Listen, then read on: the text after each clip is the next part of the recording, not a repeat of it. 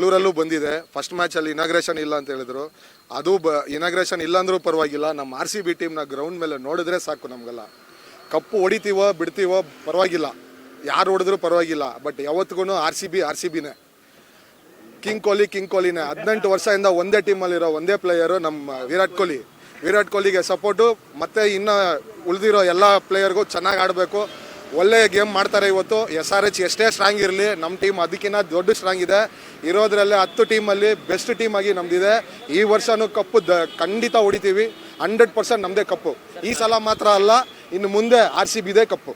Sir, ಕಳೆದ ವರ್ಷ ನಮ್ಮ RCB ಒಂದು ಟೀಮ್ ಫೈನಲ್ನಲ್ಲಿ ಗೆದ್ದಿತ್ತು. ಆ ಗೆದ್ದ ಮೇಲೆ ಫ್ಯಾನ್ಸ್ ಫಾಲೋಯಿಂಗ್ ಜಾಸ್ತಿ ಆಗಿದೆ ಸರ್, ಅದ್ರ ಬಗ್ಗೆ ಏನು ಹೇಳ್ತೀವಿ? ಸರ್, ಗೆದ್ದ ಮೇಲೆ ಫ್ಯಾನ್ಸ್ ಫಾಲೋಯಿಂಗ್ ಅನ್ನೋದು ಮೇ ಬಿ ರೂಮರ್ ಆಗಿರ್ಬೋದು. ಯಾವತ್ತಿಗೂ RCB ನಂಬರ್ 1 ಇಂದ ಫಸ್ಟ್ ಡೇ ಇಂದನೂ RCBಗೆ ಹೈಯೆಸ್ಟ್ ಫ್ಯಾನ್ ಫಾಲೋಯಿಂಗ್. ವರ್ಲ್ಡಲ್ಲೇ ಸೆಕೆಂಡ್ ಸ್ಪೋರ್ಟ್ಸಲ್ಲಿ ಹೈಯೆಸ್ಟ್ ಫ್ಯಾನ್ ಫಾಲೋಯಿಂಗ್ ಇರೋದು ನಮ್ಮ RCBಗೆ.